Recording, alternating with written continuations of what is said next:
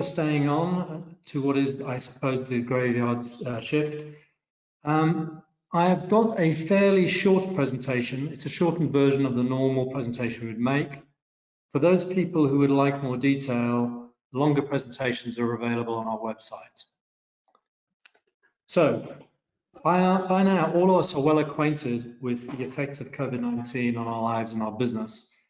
And before I give you an introduction to Yew Grove business and strategy, I thought I'd give you a brief update on how COVID-19 has affected our business. So Ireland entered lockdown about the same time as the UK in late March. And when that happened, we as a company were very well positioned given the quality of our portfolio and our tenant base. And rather than reading the slide, that can be seen in our collection numbers for Q1 and Q2. In Q1, we collected 100% of our rents from our tenants. And in Q2, the quarter ending June, we collected, which means we received 97% of the rents. Another 2% of rents were deferred with an agreement that they will be collected when the lockdown is timetabled to end, which is in September. And the final 1% were from non-food retail tenants who were shut, and we are now in conversations with them about some form of recovery. So, on to Yew Grove strategy and giving you a little bit of an explanation about what we do and why we do it. So Ireland is a small but very dynamic country. It has the youngest and probably the best educated population in Europe. For any number of years now, more than 30, the government has actively encouraged investment from multinationals around the world. And over the last 10 to 15 years, they've focused on a sectoral approach. They've been very successful in attracting life science companies, technology companies, and business support sectors. And that consistent long-term approach has made the economy very open and outward-looking, very globalized, and very high-performing. It's been the best performing economy in Europe in 4 out of the last 5 years. And most importantly, as far as I'm concerned, as far as the business is concerned, multinationals are responsible both directly and indirectly for about 500,000 jobs. And that's in a population of under 5 million. They're a very important part of the Irish economy. Our strategy, the Yew Grove strategy, is cited in the opportunities that were created by the effects of the global financial crisis. The management team has been doing this since 2014, or even though we floated in 2018. Unlike the UK and the rest of Europe, Ireland suffered a calamitous collapse in property prices post the global financial crisis. And that was because the country was over-reliant on property developers, who in turn were over-reliant on bank debt. And the collapse of those landlords led to a collapse in property prices by approximately 60% across the board. It also meant that there was almost no new construction in the country between 2008 and 2016. That began to change in Dublin, and today Dublin City is unrecognizable from 2016. A city of almost 2 million people with a dynamic city centre full of cranes, modern buildings, and that growth has attracted institutional investors from around the world, and almost 80% of their money is focused just on the centre of Dublin. In the last 2 years, that market has remained fairly static, with rents and yields largely unchanged. However, in the rest of the country, new construction only really began in late 2018 and still has not yet taken off to the same extent as we've seen in Dublin. This is despite a huge increase in foreign direct investment by multinationals into Ireland. More than 50% of all investment in Ireland by multinationals happens outside of Greater Dublin. So we have a situation where the stock of properties has not grown, but the demand for those properties has grown significantly.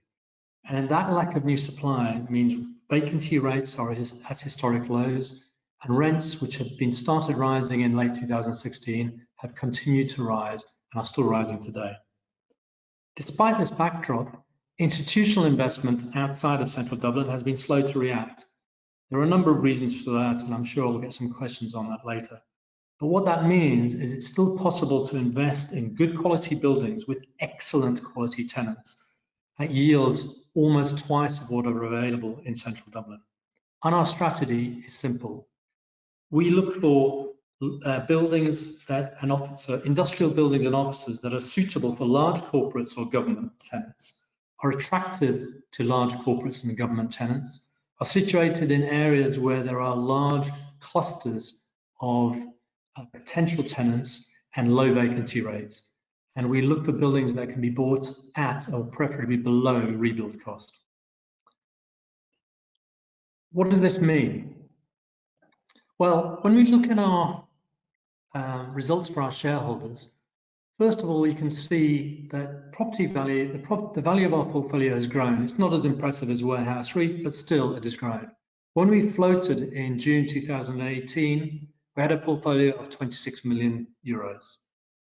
That almost trebled by the end of 2018 and has doubled since then. Our rent roll has reflected that growth. It was approximately 2.7 million at flotation, and it stands at 10.6 million today. The portfolio is under rented. That means that if you relet the portfolio at today's market rent, the rent roll will be significantly higher. We have approximately 10.5% by floor area, just under 12% by market rent of vacancy. That vacancy is largely in 2 buildings. I'm happy to talk about those. The letting of those buildings has been slowed by COVID-19, but I'm fairly confident we will have those buildings let before the end of the year and even sooner, preferably even sooner. And finally, we're operationally leveraged. What does that mean? It means simply that our cost base is fairly fixed. The management team are internal, we are employees. So when we look at the costs, we are looking at the costs including management. The bottom part of this slide shows you the annualized cost in 2018, excluding one-off costs from flotation, around about 2.7 million. The cost in 2019, including all incentive payments to management and staff, 3 million. And the run rate for 2020 looks as though it's running at 3 million. So notwithstanding that our revenues are increasing rapidly, our costs are not increasing at anything like the same pace. We're staffed for a much bigger portfolio than the one we own. What does this mean? It means that as we grow, more of the additional income we generate will flow through to investors as increased dividends. We believe as a company that our job is to reward shareholders with a consistent dividend stream secured on a stable and preferably growing capital base. So like Warehouse REIT, we pay our dividends quarterly. Our first dividend in respect of 2018 was paid in 2019, just under 1 cent per share. We paid 4 dividends last year, plus a special dividend generated from a lease surrender in one of our properties. The total dividends to shareholders were 6.75 cents per share. And that's notwithstanding a large dilution of our shareholder base, of our capital in late December. We increased our capital by approximately 33% in December, and therefore our final dividend was paid to a much larger shareholder base, even though we had not yet invested that money. The first quarter of this year, the dividend was 1.2 cents, and we will be declaring our second quarter dividend shortly. We would expect our dividends to grow this year. Those dividends are secured on the value of the properties. Our NAV just post flotation was 96.55 cents. That reflected the cost of flotation, which was fairly substantial for a small company. Notwithstanding the costs of capital raise and the cost of purchasing properties, we managed to increase our NAV to just over par by the end of 2018. And the end of last year, that had reduced slightly after an additional 35 million of share issuance and the purchase costs on 36.5 million of properties. We believe through time, this NAV will exceed par and keep growing, and therefore support a stable and growing dividend. Now, this is a very brief overview of our portfolio. You can see here the properties we own. We have 27 buildings, 850,000 square feet. Approximately 55% of those buildings are in and around Dublin. Approximately 2/3, if you look at square feet, are in office, 1/3 are in industrial buildings. I've already talked about the vacancy. We've got a very strong tenant mix. The current yield to Yew Grove, which is the rent we receive divided by the current value of the portfolio, is 7.5%. The reversionary yield, in other words, if the properties were fully let at today's market rent, would be 9.1%. We expect to capture a lot of that reversion during 2020. Our portfolio is diversified, but it's a high quality portfolio. We have 42 tenants. The weighted average lease term to lease end is 7.5 years. To lease break is 4 years. Because our rents are rising, we are slow. Today, we're comfortable with a shorter WALT to break. We want to capture as much of that rent and that rent increase as early as we can. When we look at our portfolio, 27% of our portfolio is let to government or government bodies. Just over 68% is let to multinationals or large companies. Just to give you a sense of that breakdown of that second bar, it's a very COVID resilient portfolio. The three largest sectors in our multinationals and large enterprises are life sciences, principally in medtech, but life sciences, which account for over 39% of the rent roll. Technology companies account for another 15% of the rent roll, and finance another 6% of the rent roll.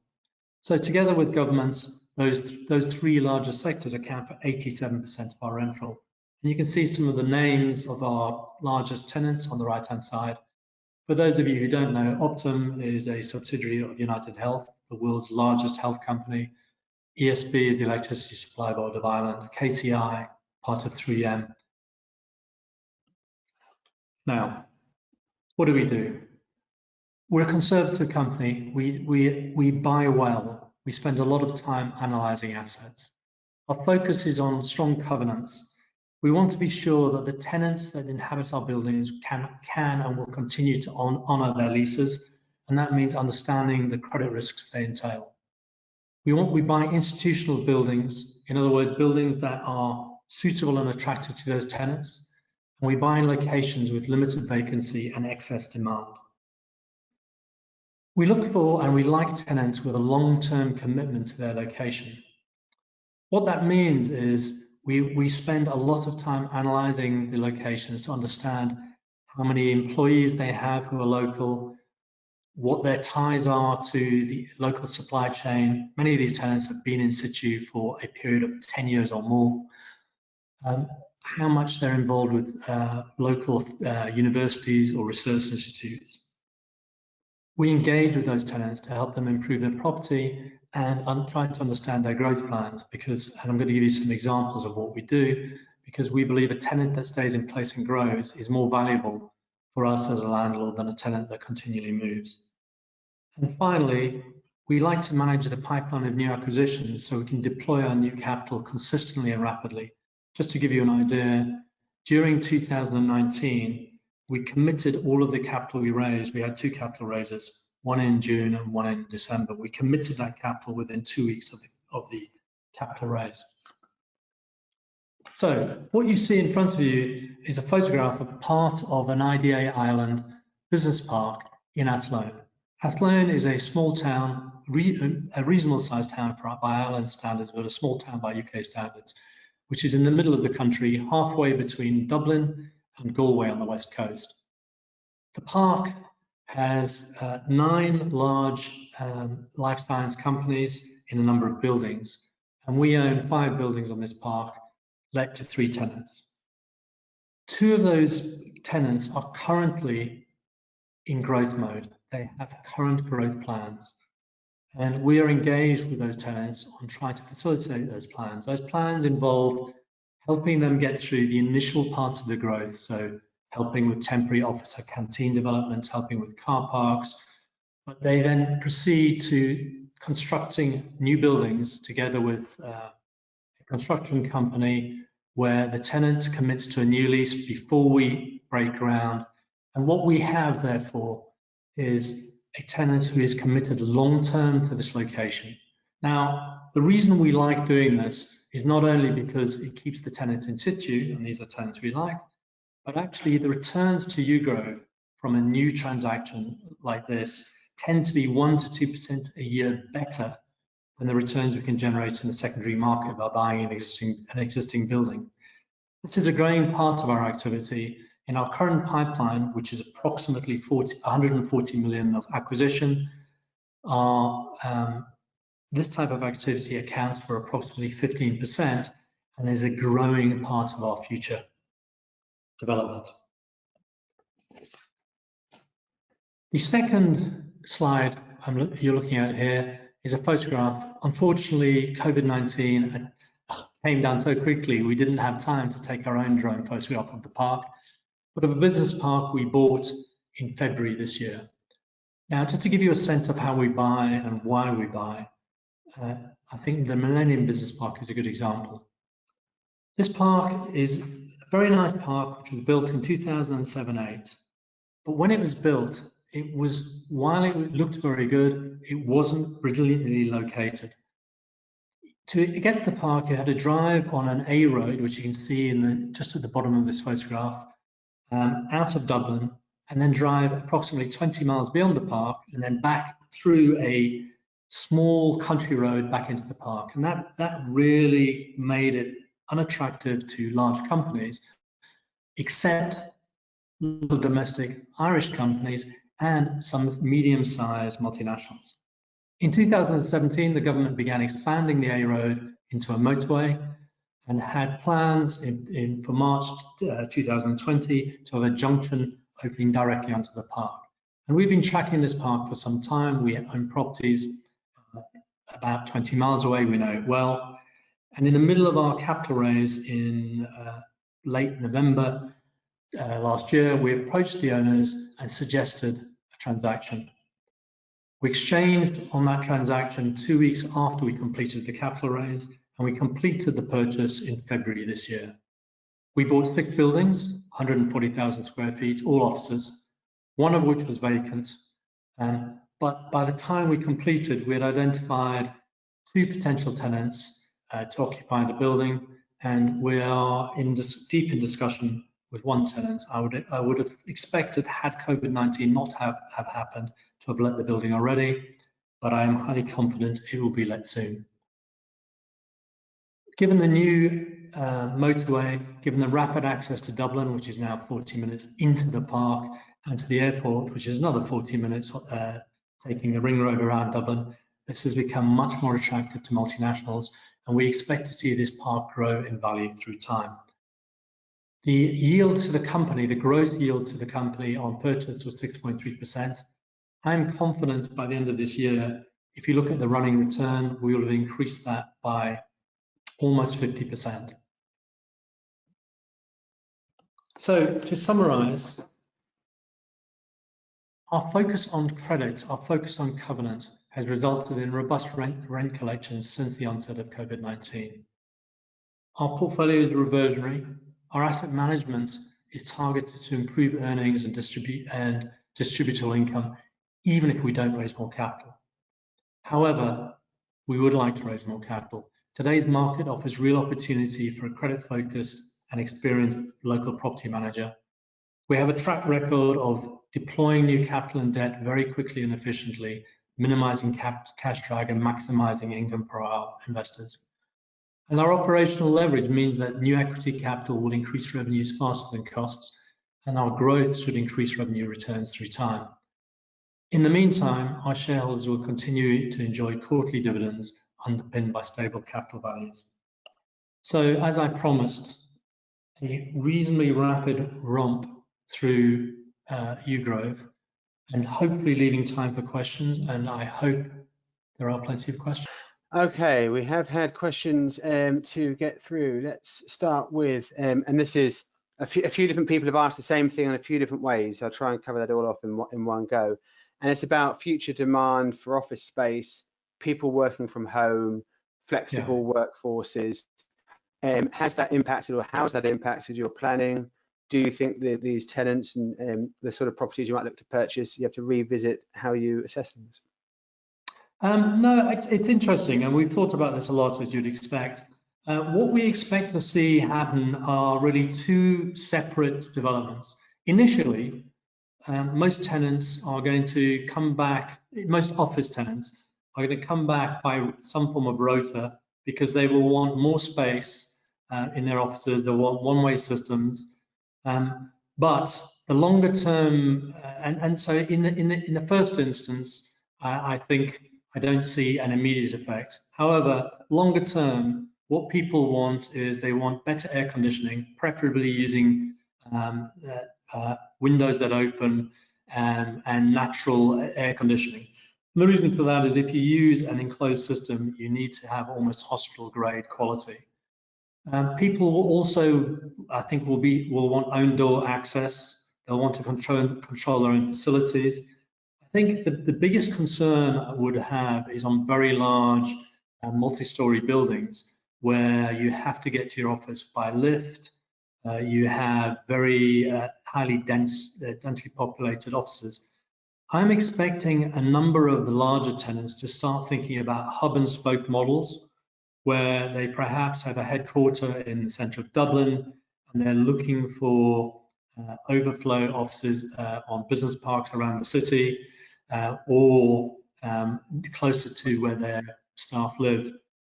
So our view is that from our perspective, one of the key things that we are focusing on is the work we need to do to ensure that the properties like Millennium, which is on a business park and there's plenty of parking, there's lots of bike racking, we're making certain that the tenants have buildings that are fit for purpose. So we are installing more changing facilities and showers for tenants so they can cycle to work or run to work or walk to work if that's what they choose. There's plenty of car parking for those tenants. So I don't see a huge concern for us in the short term. And given that we are in the process of discussing 2 new lets of 40,000 square foot buildings, we're fairly certain that whilst the number of people that occupy those sort of buildings may reduce versus what we were expected pre-COVID, the demand for the buildings has not gone down. There's such a shortage of properties that vacancy rates are still driving people into our properties. I think the more central point is that we have moderated some of our views on rental growth going forward. We still believe rents will rise. We just think they'll rise less quickly than they would have done otherwise. Thank you. The other kind of main theme that we used to, before COVID, the other question we had about every company was Brexit. So this is you get this one as well. If there's a no deal Brexit, does that have any impact on you at all? And then further to that, your earnings are in euros, divvies in euros. I assume there's a currency risk for investors, or to bear in mind. Yeah, let me deal with the two questions separately. Brexit was something that unsurprisingly engaged us a lot during 2019. And we actually polled all of our tenants to understand their exposure to a no-deal Brexit, which even in 2019 looked like a serious possibility. The key risk, if you think about the island's economy, the key risk to Ireland's economy is actually to the agricultural sector, where the UK is one of the largest export markets. And we have no exposure to that economy. It clearly will affect some of the local domestic economy in the regions. We have a very small non-food retail, about 2% of our rent roll, non-core assets, which are in the process of selling. And we believe that a collapse in or a fall in the domestic economy might affect non-food retail. However, when we look at our principal multinational tenants, their concern initially was the potential for the closure of the road bridge. In other words, exporting to Europe via the UK by truck rather than roll on, roll off from Dublin into Rotterdam, for example. However, most of those companies have had plenty of time to test their logistics, and given the UK statements that they'll be having fairly low customs checks at least for the first 6 months, I don't see a problem for our tenants. Our tenants export goods and services to the US, to Europe, but by and large, the UK is a counterpart in supply chains. And just to give you an idea, 3M is one of our bigger tenants. 3M is actually considering moving activity from the UK to Ireland because of Brexit. And that is something we've seen a lot of. So while I think as a UK national myself, while I think Brexit will cause disruption in the UK, for the purpose of our activity in Ireland, I don't see it as being a negative for our strategy. Your second question, yes, we are a Euro company. We pay our dividends in euros. Clearly, we have a number of UK shareholders, but I can't deny that, and I am a UK shareholder in my functional currency is sterling. I can't deny that there is a currency risk in the sense that if the euro strengthens, the dividend goes up. If the euro weakens, it goes down. My own view, for what it's worth, is I think for the next 2 years at least, I don't see the euro weakening against sterling precisely because of issues like Brexit. Thank you. Fundraisings. You mentioned you'd like to maybe get another fundraising away.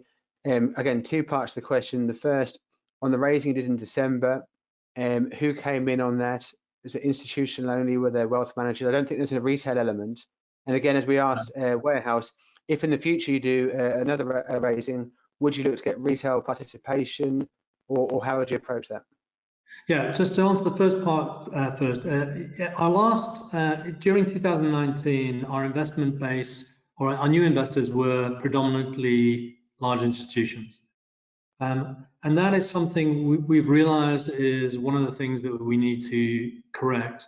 And this presentation this evening, plus work we're doing with a company called Capital Access, means we are marketing fairly actively to UK wealth managers, because we would like to increase wealth management participation in our shareholder base.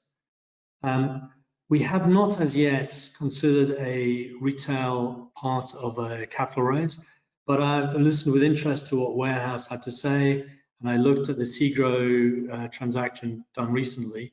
So that's something that we will be considering as we move forward.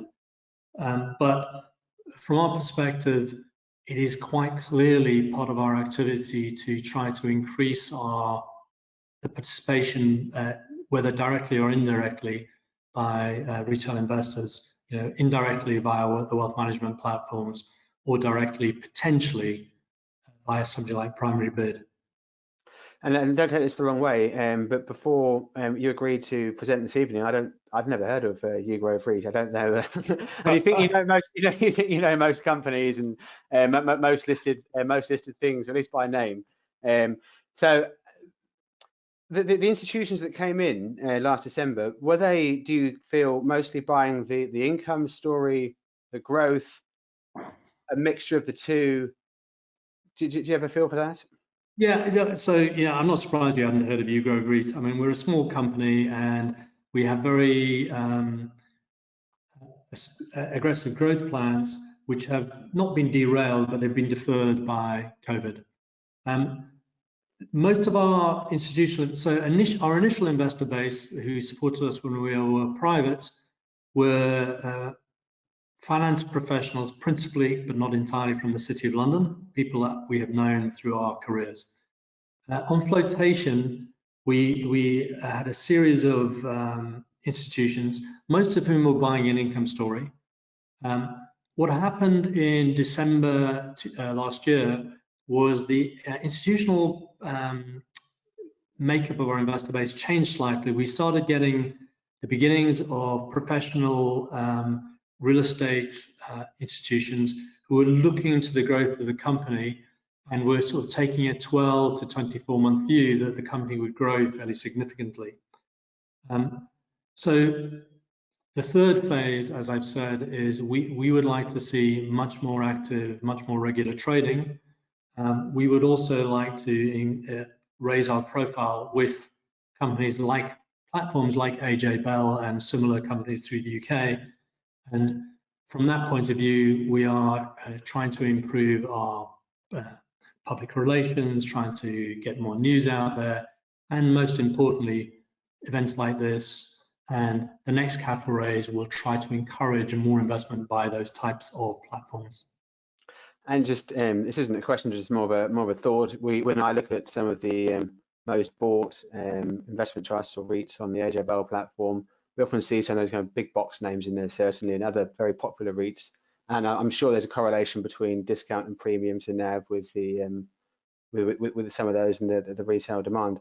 My final question, so I'm going to jump a little bit here, but we've had questions about who's on the other side of the property of the transactions. Who are you buying from? If you're able to buy at maybe less than replacement value, who are the sellers? Yeah, well, that's moved through time. Currently, most of our sellers are construction companies.